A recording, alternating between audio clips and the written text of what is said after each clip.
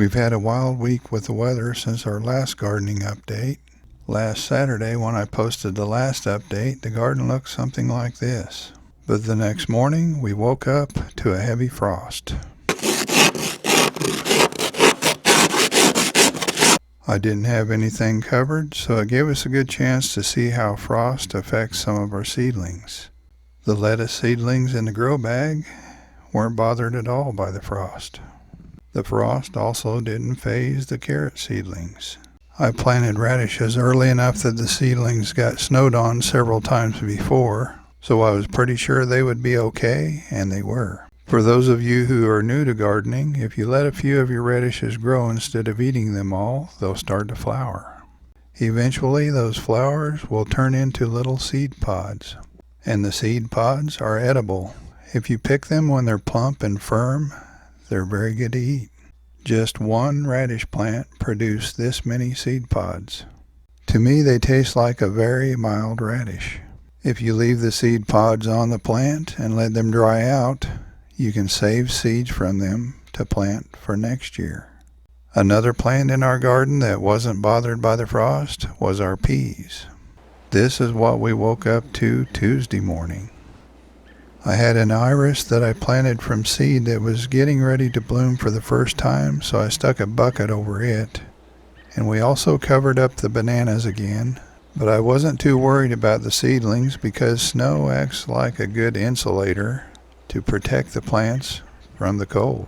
That bird you hear in the background is a robin. Robins are said to be one of the first signs of spring. Seeing this robin in the middle of a snowstorm pretty well sums up how our spring has gone around here. I think we're past freezing weather now though, so I anticipate planting some of our tomatoes and peppers next week. Here's a look at a collared dove that was setting on her eggs before the storm, and here she is still setting on her eggs after the snowstorm. The snowstorm wasn't the end of our cold weather. After that we had one hard freeze. And as you can see, the water in this little bird bath is frozen solid. Here's a look at one of my F3 Black Pearl Hybrid Project peppers, and this is my favorite one so far. Even the stem is a very dark color.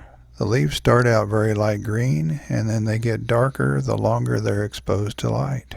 This one was in the house during the cold weather. For newer subscribers, here's a look at the F2 peppers that I saved seeds from last year. This is what our Oxalis triangularis, or purple shamrock, looks like after it's been dormant all winter.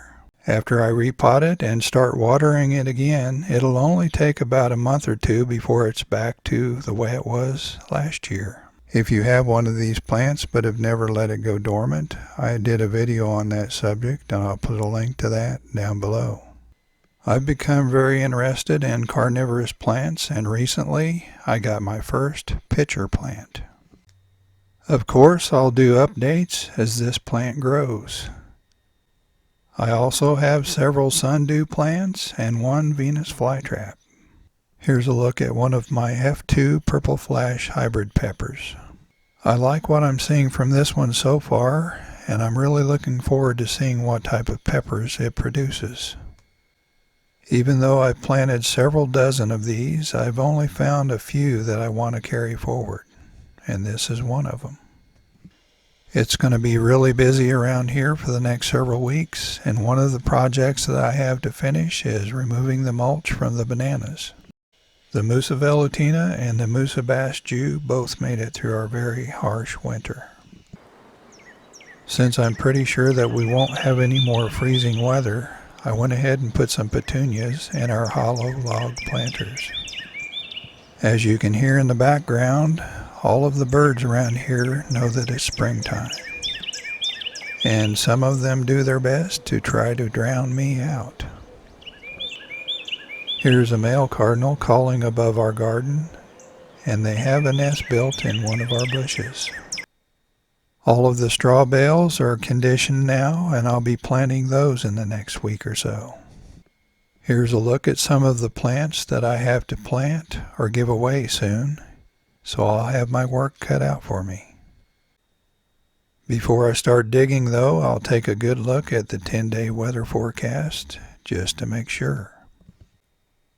Let us know how your garden's doing, and don't forget to like this video and share it with your friends. We'll see you next time.